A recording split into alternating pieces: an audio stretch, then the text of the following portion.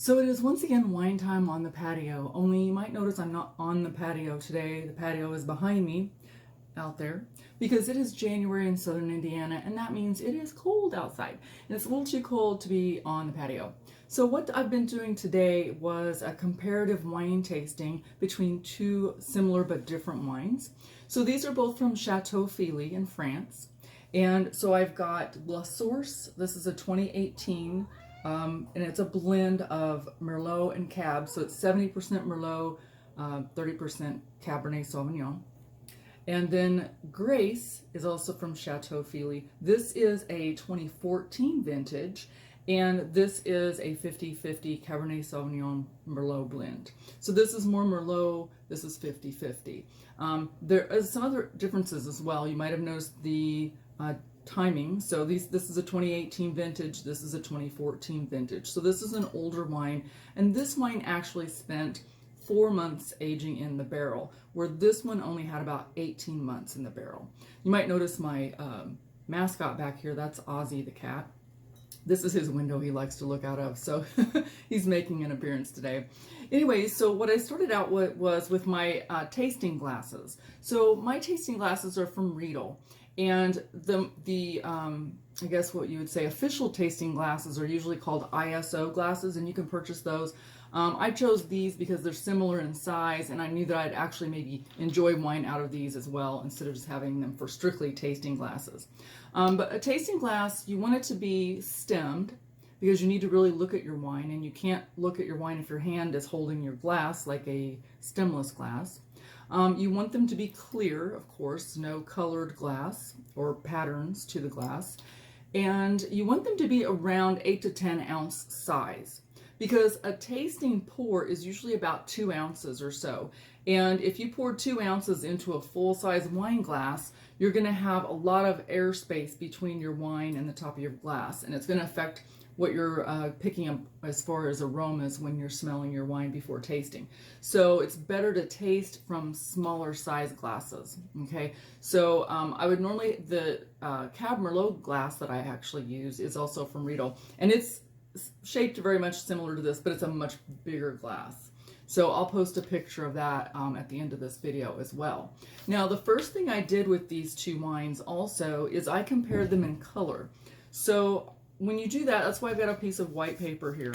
You want to do it on a white background, preferably in natural lighting or good lighting. And so I tilt the two glasses and I can compare the two colors. Now, I can't really show this on the video, but I will post some pictures so that you can see what this looks like, because it really does, you see very different things.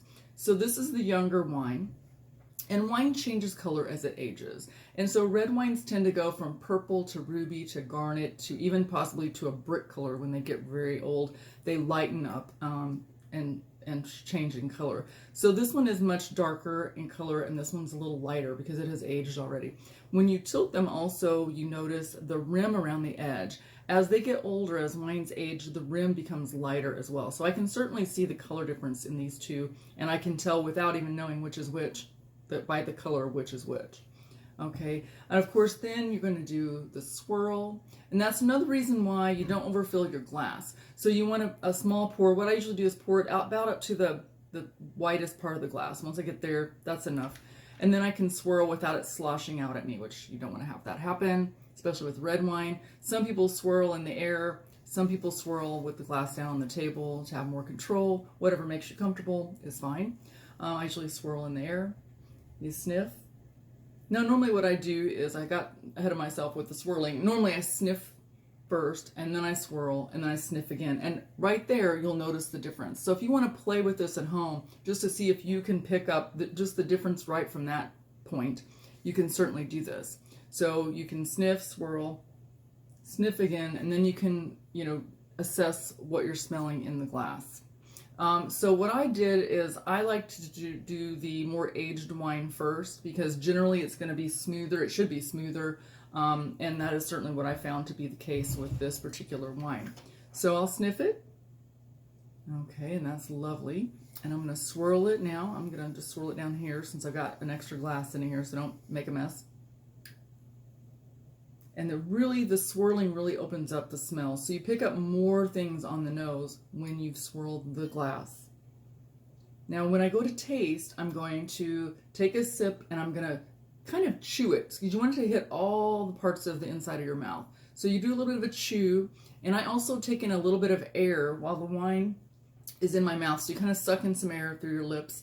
You have to practice that because you can't end up spitting wine all over yourself or dribbling wine on your blouse or something. So you don't want to do that. But you can, with practice, get that. And that gives you the retronasal, so the combination of what you're smelling and tasting kind of at the same time. So I'll show you what I mean.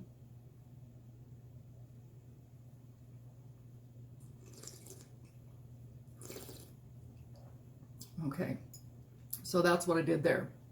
So you can see, and it's not very sexy, but it's just what you do.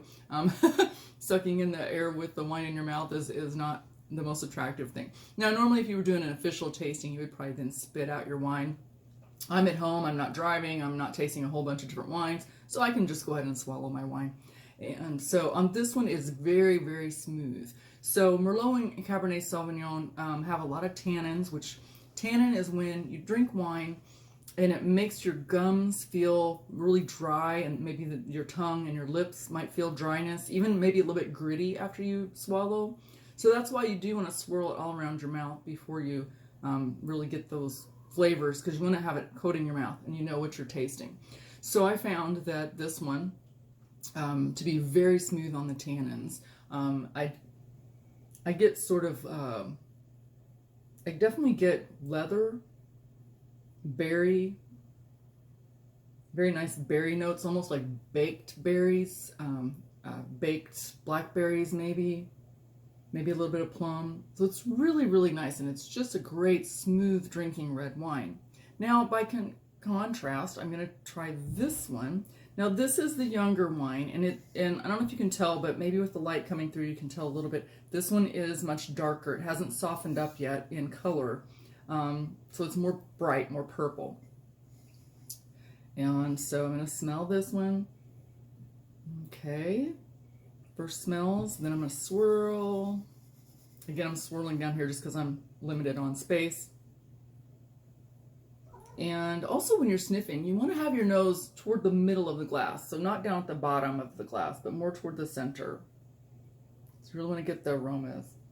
Okay, and then I'm going to taste.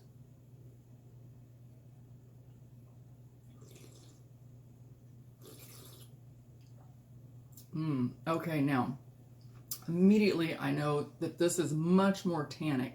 So much sharper on the tannins.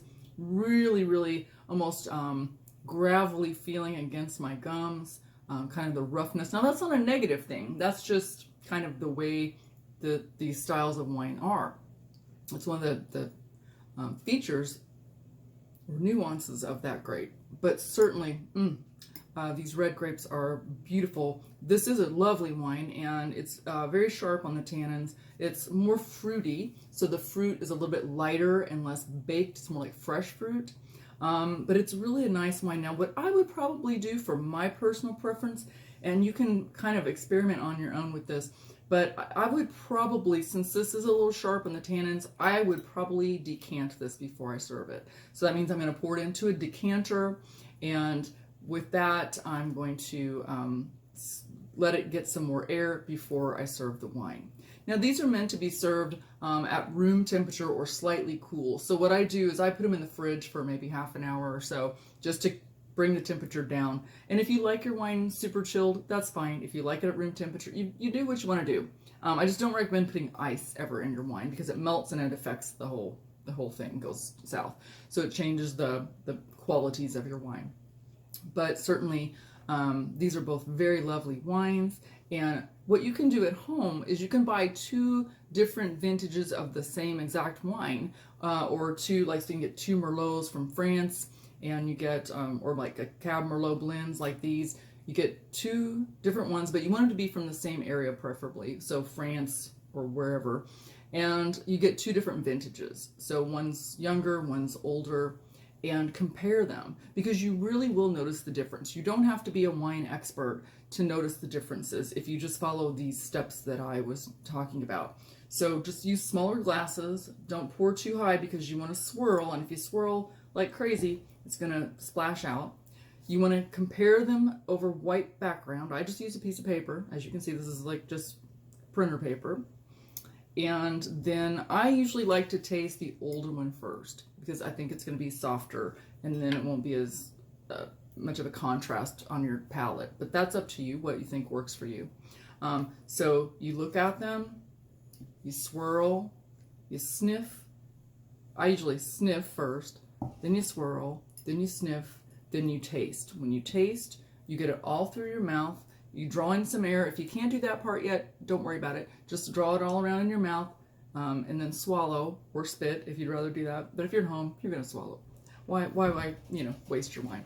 But anyway, but that's going to give you some comparisons and you'll kind of start to learn what the differences are.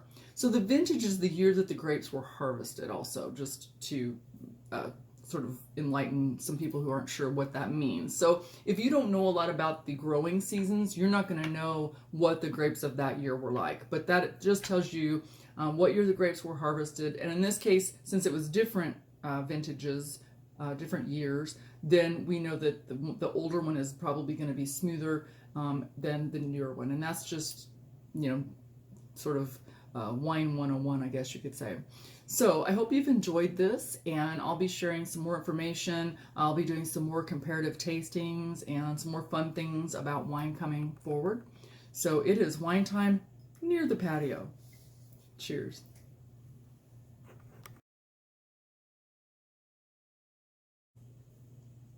So I'm still enjoying my wines that I just tested, and I wanted to share a couple other pieces of information while we're at it.